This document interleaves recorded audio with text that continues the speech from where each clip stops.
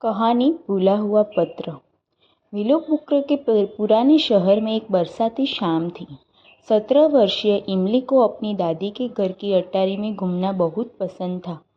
हर बार जब वह जाती तो उसे कुछ अनोखा मिल जाता। एक पुरानी घड़ी, एक टूटा हुआ वायलिन या धुंधली तस्वीरें। उस दिन धूल भरे ट्रक में खोजबीन करते हुए उसे लाल मोम से सीलबंद एक लिफाफा मिला। उस पर लिखा था 50 साल बाद ही खोला जाएगा। इमली ने तारीख देखी। पत्र ठीक उसी दिन 50 साल पहले लिखा गया था।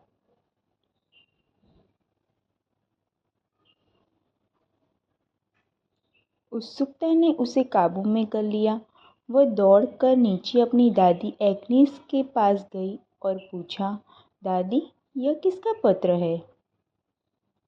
एग्नेस का चेहरा पीला पड़ गया। उसके हाथ कांप रहे थे। वह तुम्हारे दादाजी का पत्र है।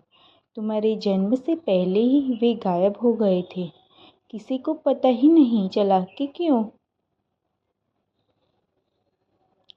इमली का दिल जोर से धड़क रहा था। उसने अपनी दादी से उसे खोलने की अनुमति मांगी।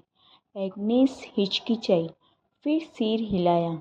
पत्र के अंदर बस एक पंक्ति थी, सच्चाई नदी किनारे वाले ओक के पेड़ में छिपी है।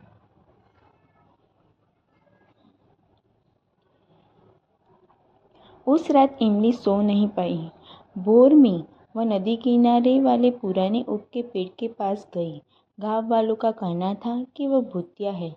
उसने पेड़ के चारों ओर चक्कर लगाया और उसकी छाल पर अजीबोगरीब नक्शाने देखी। आद्याक्षर A+GI। जड़ों को खोदते हुए उसे एक छोटा सा जंग लगा हुआ डिब्बा मिला। अंदर एक डायरी थी।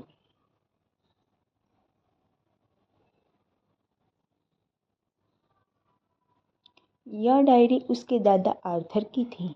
इससे पता चला कि कई साल पहले आर्थर को विलोपुक्र में हो रहे अवैध तस्करी का पता चला था। उसने इसका पर्दाफाश करने की कोशिश की, लेकिन अपराधियों ने उसके परिवार को धमकाया। आखिरी प्रविष्टि में लिखा था, अगर किसी को यह डायरी मिल जाए तो जान लेना कि मैंने अपने परिवार को नहीं छोड़ा। मैं उनकी रक्षा के लिए गायब हो गया। इमली की आंखें भर आई। उसे एहसास हुआ कि उसके दादा ने उनकी सुरक्षा के लिए अपनी जान कुर्बान कर दी थी। जब इमली ने अपनी दादी को डायरी दी तो एग्नेस रो पड़ी। इतने सालों में मुझे लगता था कि वह हमें छोड़कर चले गए, लेकिन वह हमारी रक्षा कर रहे थे। वह एक नायक थे, भगोड़ा नहीं। परिवार ने आर्थर की कहानी को शहर में सुनाने का फैसला किया। गांव वाले जो कभी उसके नाम के खिलाफ फुसफुसाते थे, अब उसका सम्मान करने लगे।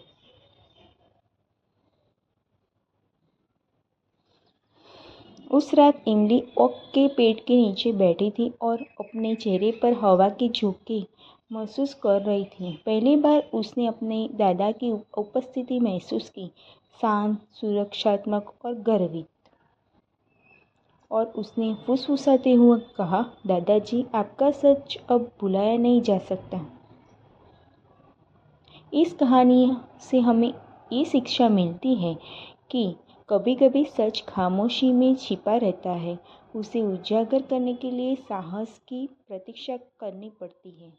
जो मेरी